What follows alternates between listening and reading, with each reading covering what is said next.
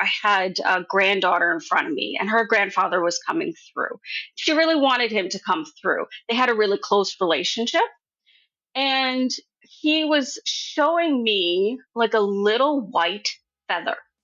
I just moved on because he kept talking, but he kept bringing back the little white feather. So I gave it to her. I said, "Listen, he keeps bringing up this little white feather."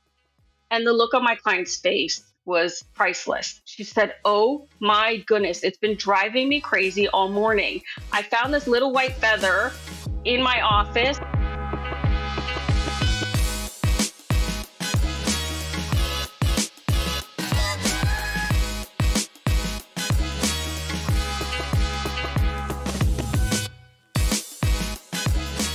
Welcome to the Awaken Magazine podcast, where influential conscious leaders come to share the real stories behind their spiritual journeys and how they're helping others awaken to love. I'm your host, David Trotter, and today I'm excited to introduce you to Giselle Murphy. She's an international evidential spiritual medium who brings healing and comfort and proof that we are eternal and that love never ends.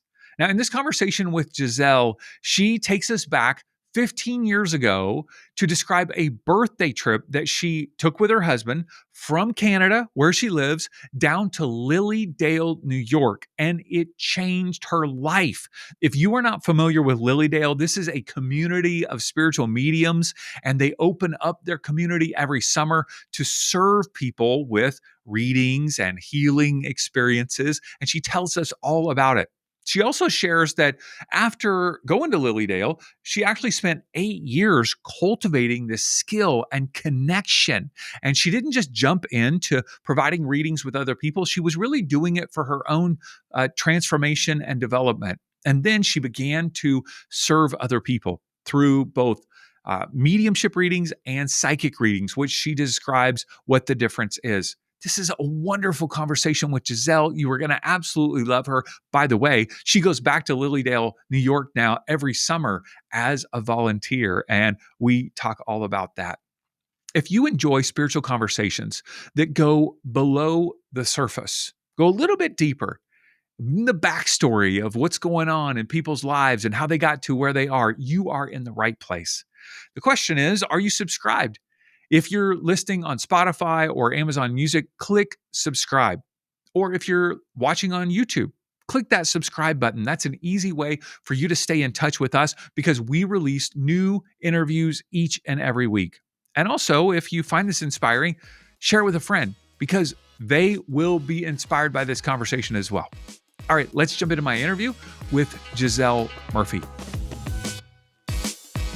Giselle, it is great to be with you. Thanks so much for taking time to connect with us today. Well, I'm excited to be here.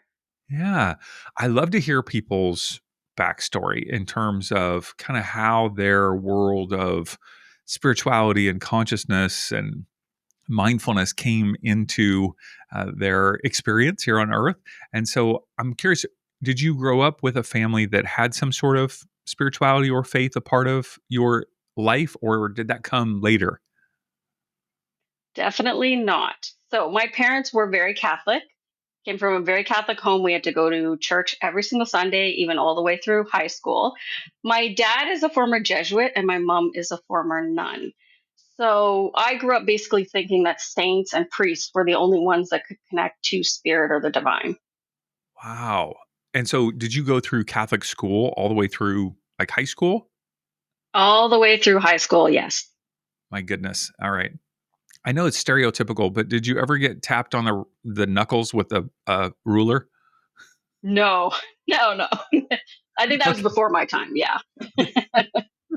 It's like outlawed now. No touching with rulers. Yeah. Yeah. I grew up in the 80s. So, yeah, corporal punishment was not a thing anymore. Yeah. So, a few years back, your husband took you on a trip to Lilydale, New York. And so I'm curious, number one, for people who don't know, what is that town known for? And what did you experience on this trip? Okay. So, about 15 years ago, my husband asked, actually, let's go further back. So a couple years before that, so let's say 17 or 18 years ago, I was at a Hay House event when Hay House used to put on live in person, really big conferences. And I was at an event and I had a lady sitting beside me. And she said, if you really like this workshop, then you're really going to love going to Lilydale, New York. And I thought, okay. So I jotted it down in my, notebook.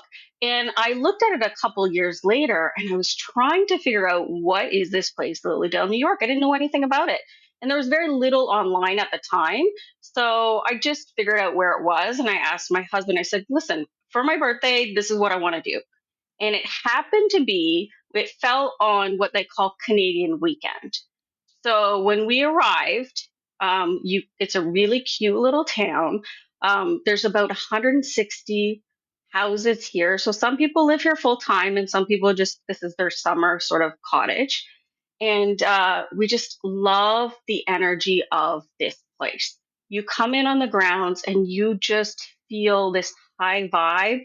It's even people that are not very sensitive to energy will just say that they just love how they feel when they're here. And it is a remarkable place. But we ended up not knowing much about anything about mediumship. We walked around, we participated in some of the services, and I was just felt pulled to join a workshop. I read the little blurb about it. I didn't really understand what it was about or what we were getting ourselves into, but my husband joined me. And it was a day long workshop all about mediumship, but it was all very experiential. So we were actually giving readings to other people. And I found myself in the thick of it, just giving information and giving messages to people, and they could understand it. And I was just floored. I could not believe that they could take the information. Here I was thinking I was making everything up, and they could understand it. So that was sort of my introduction to what real mediumship is.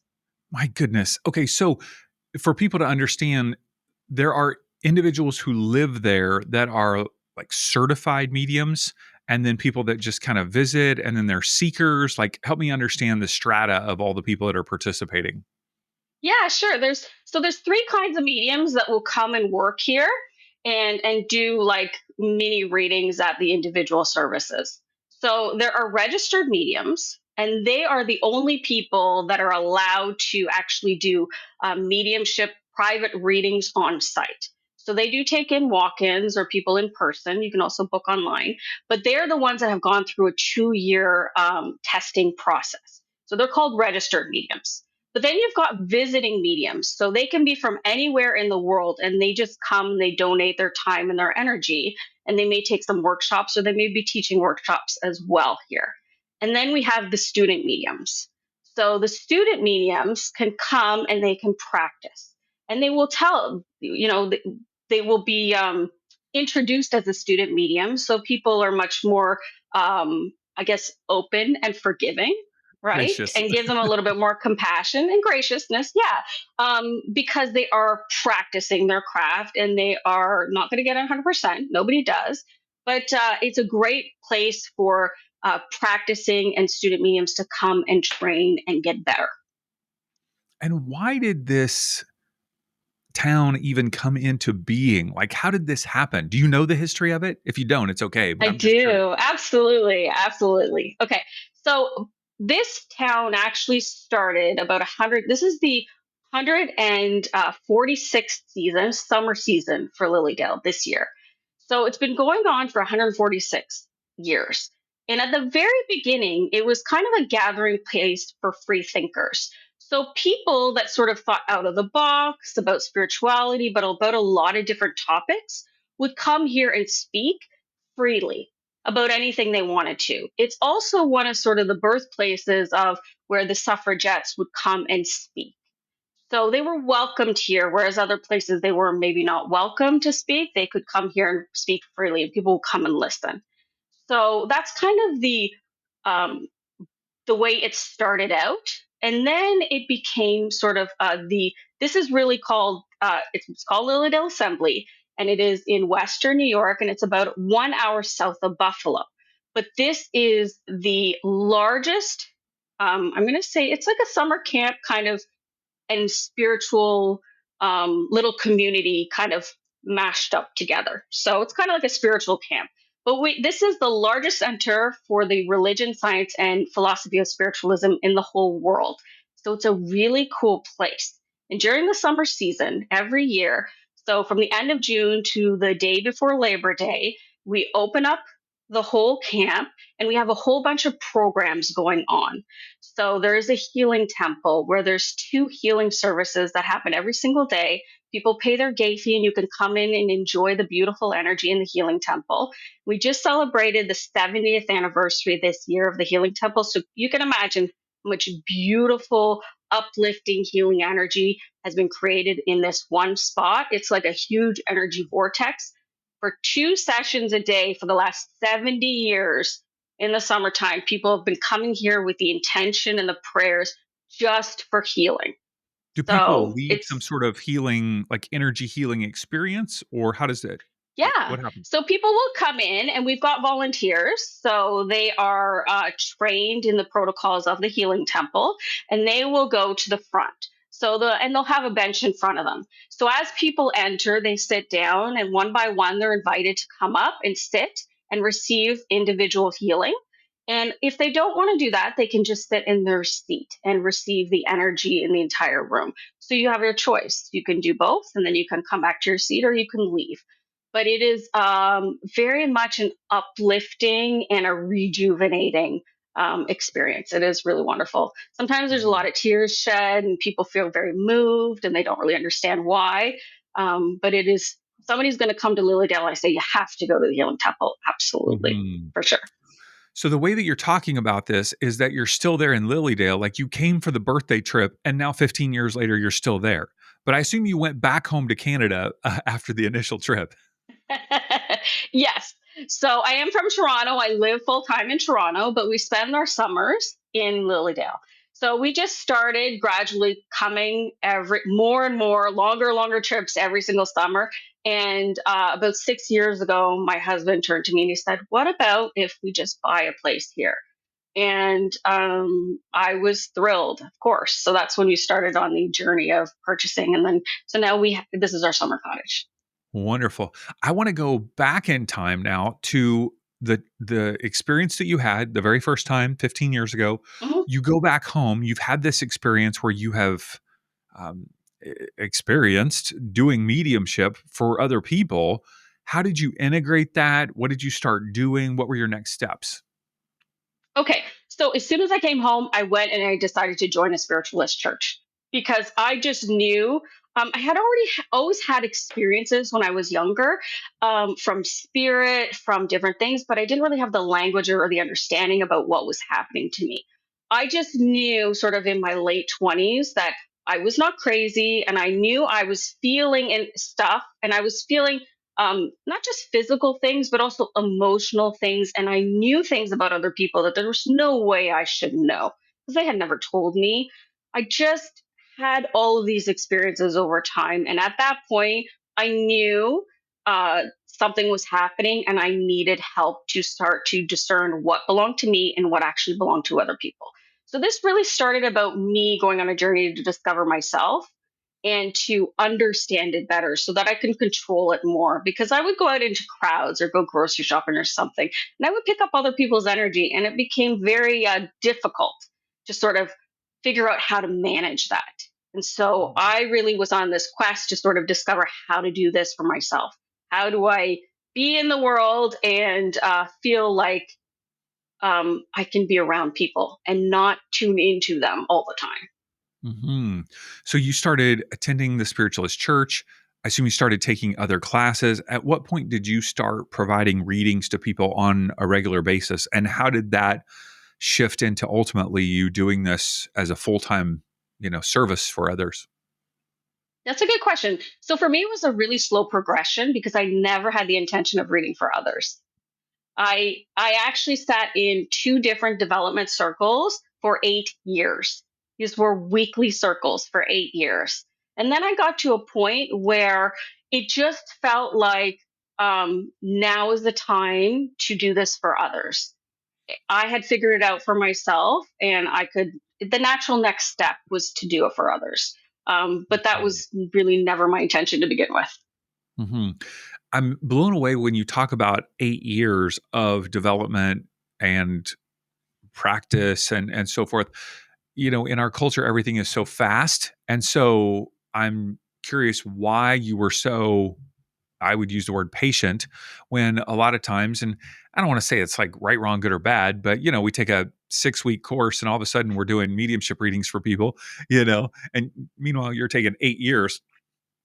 Why 8 years? Yeah, I agree with you. I don't feel like this is something that you can do and just be good at it overnight. If I'm going to do something, I'm going to do it to the best of my ability, and I want to make sure that I'm prepared. But I also realized along the way that, this is very important work, and people come to us in a very vulnerable state. And it's really important for a medium to be very grounded in themselves and their life in order to hold space for someone else's healing. So And that did really just comes with experience and maturity, I want to say. so in the 8 years, did you find that it was more about practicing connecting to other energetic, beings, people that had passed away, or was it also about you becoming a more, for lack of a better word, clear channel? Like, is it a combination? Like, what's happening for you All of the during that above. time? Yeah. All of the above. So, really, like any kind of psychic or mediumship development is really first about personal development.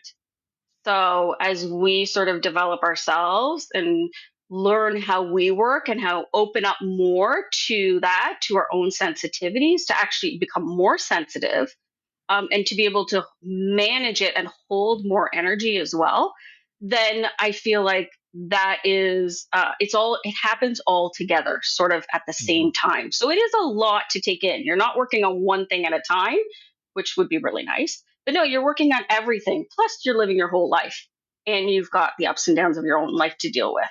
So Mhm. that's probably why it takes so long.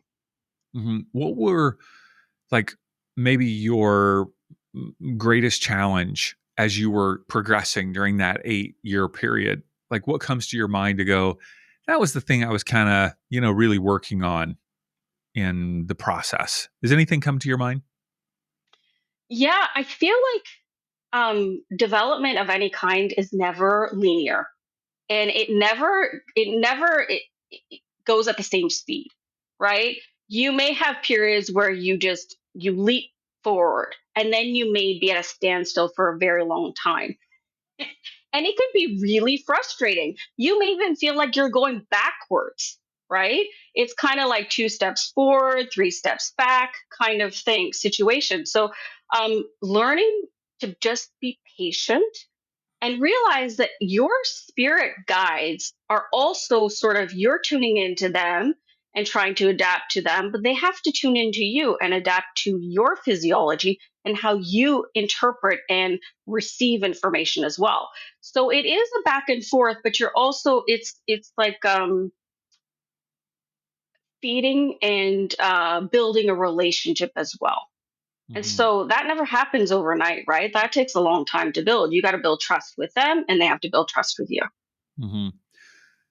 Might seem like a silly question, but what is the point of mediumship? Why does this even exist? Why do you do it? Why is it so important to you? So, mediumship at its core is really just to prove the continuity of life, to prove that there is life after death, that our bodies die, but we are eternal beings. And that is really it. So, I practice evidential mediumship. I'm really big on the evidence. So, giving really specific things, personality wise, or specifics about about a person so that you can identify them first, and then the message. But the whole point is really just so that people understand that we go on, we are eternal. There is more to this. Hmm. And in the process, I'm assuming those who sit for the readings are experiencing healing as well, just for their own connection to that loved one. Absolutely. So, big part of it is healing. Hmm. Healing for healing grief, But also, it may be healing on other levels too. There can be physical healing that happens, emotional healing, or spiritual healing. All of the Mhm. above. Absolutely. Take us through a reading from beginning to end, if you don't mind. If somebody has not had a reading, and really maybe they haven't had a reading with you, so they haven't, experienced what you bring to the table. So from the moment they connect with you, reach out via your website, and they want to schedule something, what are you asking of them? And I want to hear it from both perspectives. What are they experiencing? But I'm also curious what you're experiencing, like internally as you do the reading. So walk us through it. Okay. Okay. So, first, when somebody books a reading, I don't ask them for any information at all. Just book it and show up. I don't want to know anything about you, because I want you to see that this is real. And I'm going to bring forth information that is not Googleable. So nobody can Google it and find that out. Because that is kind of where the magic happens. When you hear things about your loved one that nobody else knows, that is when you just, wow. Because I started out as a skeptic, so I understand what it's like. And skepticism is a good thing. I think we should be very discerning about everything. And um, that's a really good way to look at life. Just be open. You can be skeptical, but open. Okay. So I ask people, they come to me. So let's talk about a mediumship reading specifically. I First of all, I come in and I say a little prayer, and then I will begin to work. I do not open up beforehand. I have learned with development that to shut it down. So when I'm not working, I need to be in the physical world. I'm not going to be open and tuning in to spirit all the time. That would be very No visitors difficult to go allowed. to the grocery store. Yes, it would get very loud. I wouldn't be able to sleep or function. So, that is one of the things that we learn in development. It is one of the most important fundamentals at the very beginning. So, I always set the intention for my sitter or my client to receive the most uplifting, healing, and inspirational messages possible. So, and I leave it up to the divine to figure out what they need. So I know that anybody that comes to me, they're going to get exactly what they need in that moment. And I ask my guides to come in and work on them in the background and work on their healing, whatever kind of healing they need. And they take the reins on that. So then Mhm. I ask them if for a mediumship reading, who they would like to connect with, whether it be, so they can tell me either the first name or the relationship. And I don't need anything else. I can go spirit led where I just see who wants to show up and just allow spirit to come through and bring that through. However, I have noticed that there's most people come in with somebody that they want to talk to.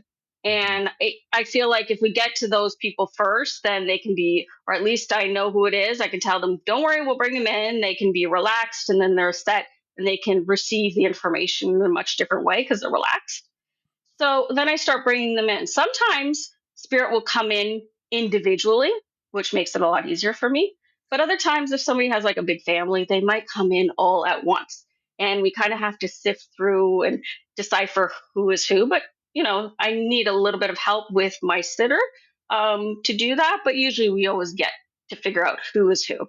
And then we just start bringing through information about each individual spirit person, and if there's anything that needs to be clarified, I go back to the spirit person. It's kind of like I do consider it like a conversation. So I have a conversation with your loved ones and I get specific information. If we need clarity, I go back to them and say, hey, we didn't understand that. That didn't make any sense. Explain it to me in a different way.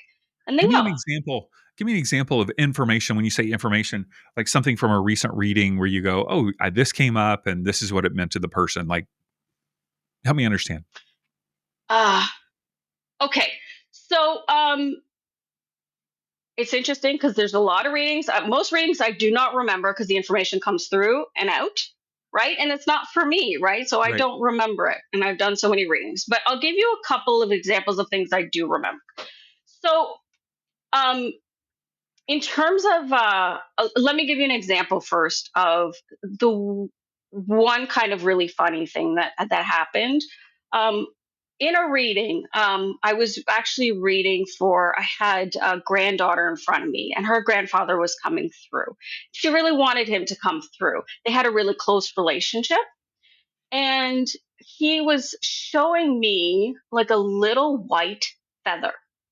And he kept showing it to me, and I was using my human brain, and I thought, okay, I don't understand what you mean by that little white feather. I just moved on because he kept talking, but he kept bringing back the little white feather. So I gave it to her. I said, listen, he keeps bringing up this little white feather. And the look on my client's face was priceless. She said, oh my goodness, it's been driving me crazy all morning. I found this little white feather in my office. I was cleaning the floor and I couldn't figure out where it came from. And she was just trying to clean. She had no idea. I was like, well, that was a gift from your grandfather. And that is a very specific piece of information. There's no way I would know that. Nobody else knew that. It was only her. So that's clear evidence that it was her grandfather coming through and that he's around and sees what is going on in her life. So she found a lot Amazing. of comfort in that. Absolutely amazing. I interject personal story here for a moment because I personally I've gone through mediumship training myself. I do not practice it on a regular basis in order to cultivate it, but I'm aware. I admire you. I admire people who do this.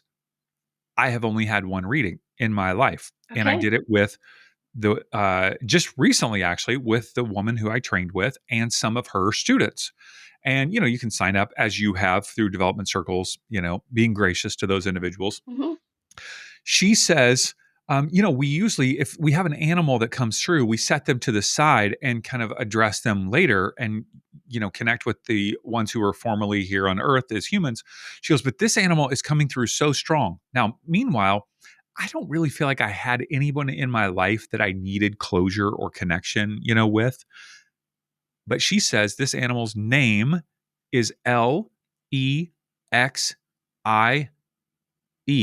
what the animal is telling me. That's my dog who died like 4 or 5 years ago. The only entity that I did not have like closure with. I mean, I've got her own Instagram account. I love this dog, Giselle. Just loved it. How is it possible that a dog came through to connect with me and knew its name? How is this possible? Giselle, this blows my mind. It's wild, right? Right?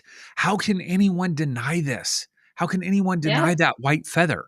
And I love how you said it. It's like the continuity of life that, Yeah. like, just because you're not here in physical form, they are here. That is just, Absolutely. it's just mind blowing. Animals, I feel like even especially domesticated animals, their energy has shifted because of the love between their human. And I do feel like it changes their soul a little bit when they kind of become individuated. And so I feel like at that point they have more of a personality rather than this. And it does feel a little bit different than a wild animal, I gotta say, for at least me personally. Because especially those that are treated like humans, they come in feeling like a human, and it is just amazing how that works. So powerful. Yeah, it's just Yeah. so mind blowing because I definitely was on the skeptical, path, several years ago. But when I see it in action and when it happens for you, or when I'm getting information about other people, just okay, this is just so powerful, so real, Yeah. and so healing for so many people.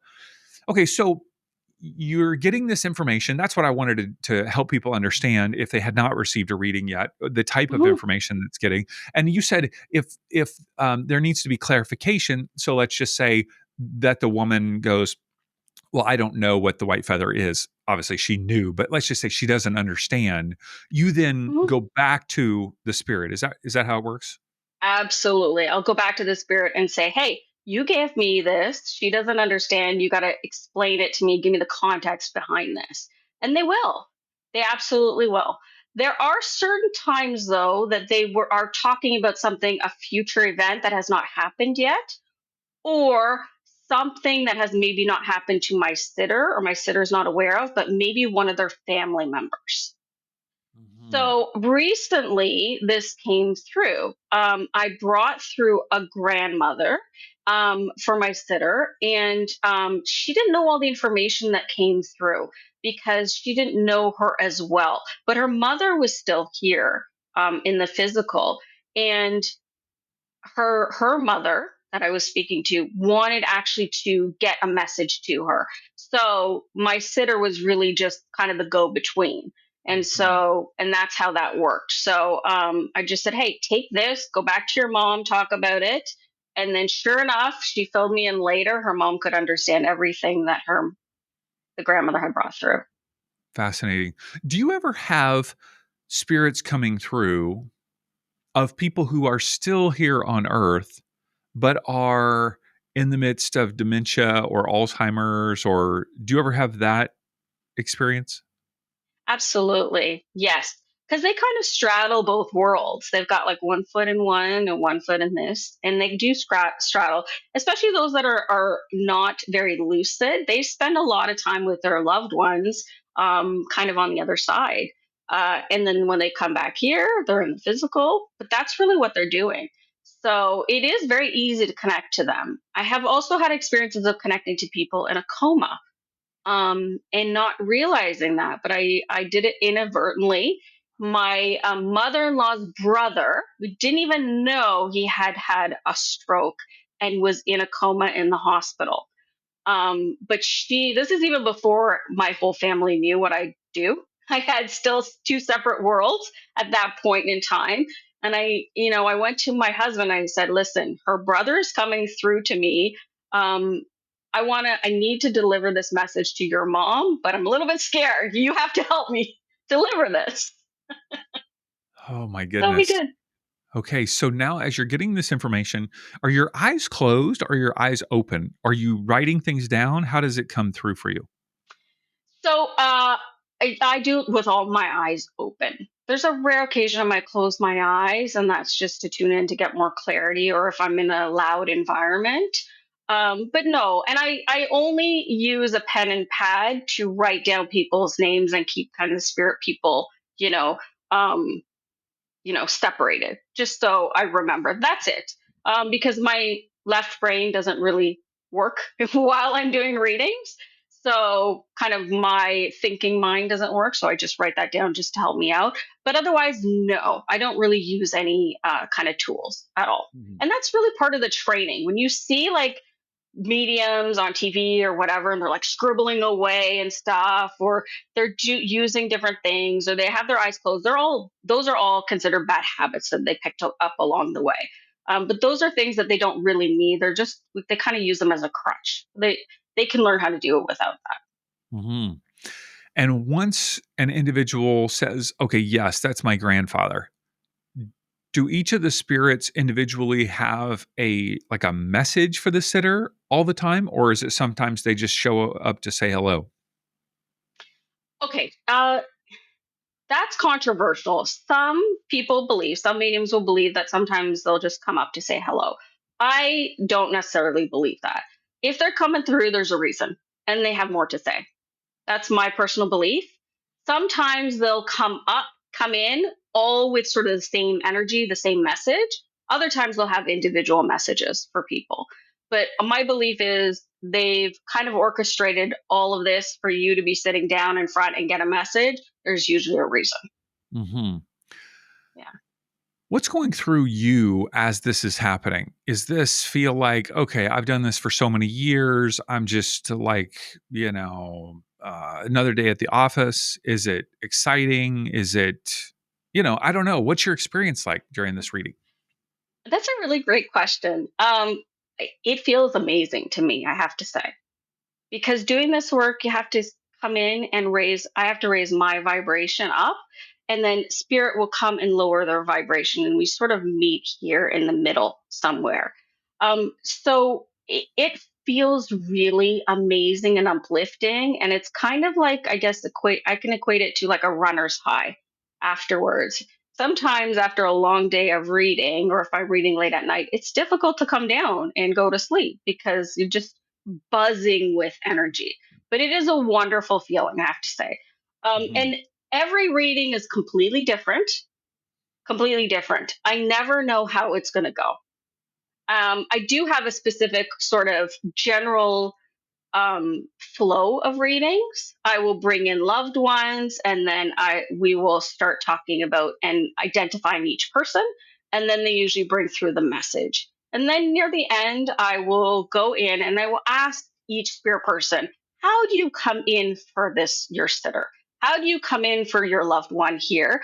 Because I feel like it's great for people to understand how their loved ones come in. Oftentimes, they'll expect them to come in a certain way, and they'll get really frustrated if they're not feeling them because they're expecting to, say, somebody's expecting them to come through in a dream and they don't. They feel like their loved one's not around them, and they can get very frustrated. And I like to actually show them, wait a minute, they're not coming through your dreams because you're not a big dreamer, or you're not a very visual person. But they're coming through, they're blinking that light over there that you forgot about in your bedroom. That's what they're doing for you. And so I find that it's really important for people to hear exactly how their loved one is showing up, because it makes it very real for them. And they understand that they don't need a medium to connect to their loved one, they have access to that as well. Hmm. What makes your readings unique compared to others? Not about right, wrong, good or bad or better, but just, like, is there something that you go, yeah, this is kind of unique about the way that I do it?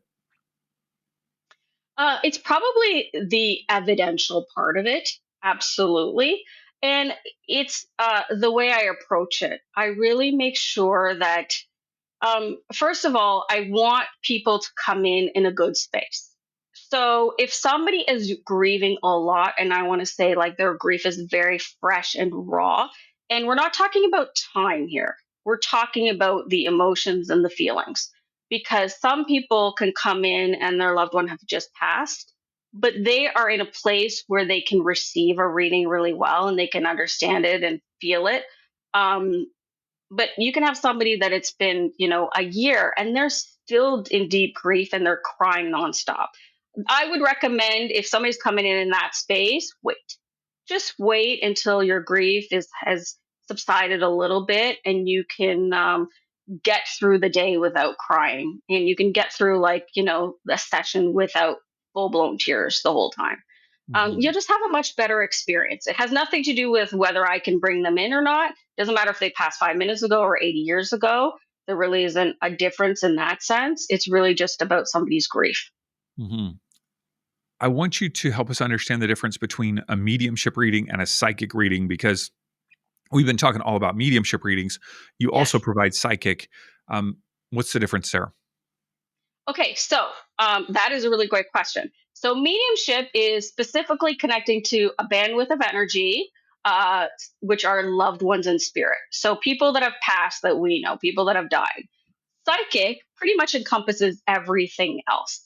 So we use the same senses, all our multisensory sort of, we call them clairs, which is claircognizance, clairsentience, clairaudience, and we got clairvoyance. Those are the main ones. There's also the taste and the smell as well. But so we use the same ones for both mediumship and psychic. The information comes in the same way, but the way we connect is a little bit different. So for psychic, it's more like a blending of my energy field with my sitter's energy field. So I will blend with them, and then I'll be able to sort of tap into what is going on in their life. Or I may be connecting to their spirit guides to get information for them. So that would be the difference. Psychic would be really more about getting guidance for someone's life. Mhm. Have you ever had to deliver some challenging news or challenging, I guess news would be the right word in terms of a psychic reading? And then if I am getting challenging news, which I assume people will get from time to time, how do I deal with that? How do I navigate that? Do I feel powerless? Can I make it, can I like make a change in order to not have the negative thing come to pass? I don't know. Walk me through that. Absolutely. So the first thing I say is I'm not a fortune teller. You, every single person here on this planet has far more power and say in what happens in their life. Nothing is fated and nothing is set in stone ever. I feel like we might come with a very basic blueprint of kind of the things that we want to experience in a life, but there is so much within wiggle room within that, how we experience it, and we get to determine here. And so when somebody comes to me with, like, say, a question, like, let's take the example of, do they want to continue with their current marriage? Do they want to stay or do they want to go? What I will do is I will tell them, listen, it's your choice. Nothing is set in stone. What we're going to do is are the possibilities. We're going to look at what can happen if you continue on the same path and you don't make any changes. Giselle, I just Yeah. want you to tell me what to do. Yeah, I'm never going to tell somebody what to do. That's not my place, but I will give them the different options. And then they can make the decision on what they want to do. So the first one would be, if you continue on the same path and you don't make any changes, what will the eventual outcome be? What will it look like? Are you going to be happier? Are you going to stay in the same place, or is it going to get worse? Do you Basically, use those are oracle the main cards? choices. Do you use oracle I do cards or use tarot oracle cards or cards. I do. So I will look at, where somebody's going. If you make changes, what will it look like? How do you make things better in a relationship? And if you leave, what's the next best step? How do you make your life better once you've left? Because that's just a choice. But when you're done, what do you do from there? So every reading I do is completely different. I am not a traditional tarot reader. I use oracle cards kind of just like the cherry on top. So for me, they're a fun tool to use, but I don't need to use them. I will do a whole reading without using them. I'll just pull one or two cards at the end, and it kind of brings the whole reading together. Other times I will pull a whole bunch of cards, and usually I pull them for people that are usually visual. Um, they just like to see visual things because it helps them understand and kind of Mhm. retain information a lot better. I'm curious from your perspective, does everyone have the ability to be a psychic or a medium, or do you have to be born with that gift? Uh, what's your experience with this? Okay. I believe that everybody is born with this. We are mostly spiritual. We're mostly spiritual beings. There's only a small portion of us that is actually in the physical world. The rest is outside of it. We are mostly non physical. So it only makes sense that we would be easily able to connect to the spiritual world, because that is where most of us resides. There is a difference, though, and I like to explain it sort of like, we all learn to walk and run, but we don't all take the time, energy, focus, or go through training in order to become like a world class runner, right? We're not all going to do that. That's not a choice, or a choice that we want to make. So that would be the difference. We can all connect to spirit in our own way. Do it's the decision would be whether you want to go and train and learn how spirit comes through for you, and then open up all of your sort of extrasensory perceptions. Do you want to work on that, and do you want to become more, bring in more information? That happens over time. That doesn't happen overnight. Hmm. I know one of the things that you do is that you run development circles through the community that you have developed. So I'm curious, what is a development circle? When do they start? When do they end? What would I experience? Who are they for? Like, tell me all about it. Okay, so I run closed circles. So it's the same people that are there week to week. Because I just feel that people come in a very vulnerable position, and we're going to talk about things that are very uh, can be kind of difficult topics to talk about. And I want people to feel the most at ease as possible. So we just same people, so you get to know each other and you feel like it's a safe environment so that you can share, because you're going to be receiving messages that are maybe hard to hear, or about topics that are a little touchier than others. But you're also going to be giving information, and you want to feel like you are able to actually say things and not feel stupid, right? That's Mhm. the main thing. We all feel like we're making it up. So I keep it closed, safe space. I have two kinds of circles. the psychic circles and the mediumship circles. So if somebody's a brand new beginner, I always recommend start with a psychic circle because you're going to learn the basics. And we do go through a lot more topics in the psychic development circle. But once you have sort of a base, then you can move on to the mediumship because the mediumship is it's basically you want to make sure that you can go in and you understand how information comes through to you, and you want to be able to hold your own energy at a specific vibration for a period of time. And that takes some time to develop. So I always recommend psychic first. Hmm. Okay, so you're in Lilydale for the summer. I'm just Yeah. curious. You are I'm just curious about your participation there. Like, what are you doing? Can people even come see you there? Like, if people lived in the area, could they come and get a reading for you from you in person? I don't know. Just tell me what you're doing. I want to live through your experience for a minute. Yeah, no, we participate in. I don't do readings in person in Lilydale. No, Okay. I do them back home in Toronto in person and over Zoom. In the summertime, though, when we're here, I'm volunteering in the Healing Temple and at different outdoor message services. So we're part of the community and we really enjoy it very much. Amazing. Amazing. And that, like, you've got relationships then with the people that live there full time and you're supporting, and what a unique experience that you have. Yeah, it's so fascinating. It's just an amazing, amazing place. Yeah, Yeah. And your you should definitely check it husband, out. yeah, I definitely want to. Your husband, I don't he's not a medium or a psychic. Is that right? Correct. He's well, I would say he's a student medium.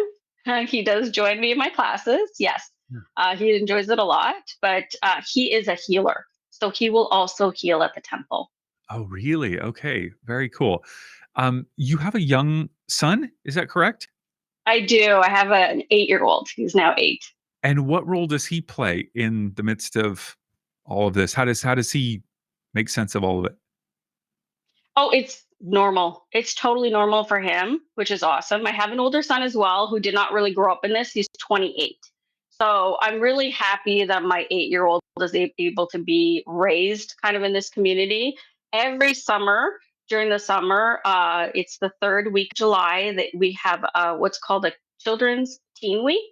So all the activities are catered to kids. So there's mediumship classes, there's healing classes, so he has learned to heal in the temple as well. There are just a whole bunch of different topics, spiritual topics for the kids. So kids that are really sensitive and parents that don't know what to do with their kids that may have some of these gifts, that's a really good time to bring them to Lilydale so they can participate. And the kids can learn and the parents can learn as well at the same Yeah, time. wonderful. If people want to book a reading with you or learn more about the development circles, what's the best way for them to reach out and connect with you? Yeah, you can find me on my website, which is spiritualmediumgiselle.com, or they can find me on social media. I do a lot of stuff on TikTok.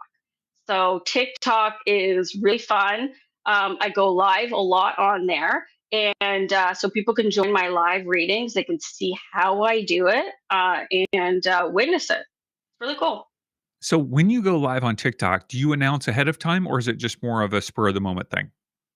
At this point, it's spur of the moment. Eventually, I may pick certain days and times, but right now it's spur of the moment. So you have to be on there to get it, and hopefully you'll get a notification.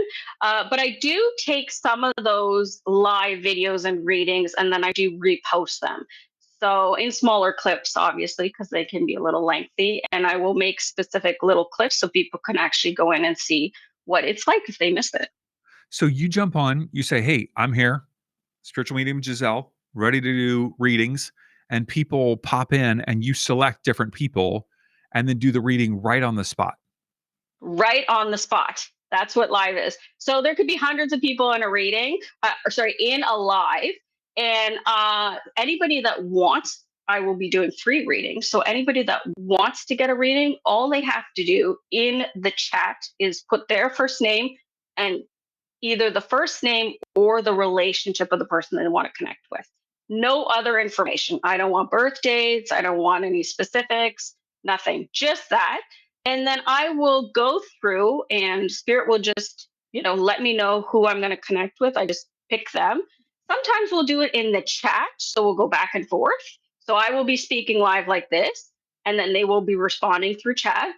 Sometimes it happens like that.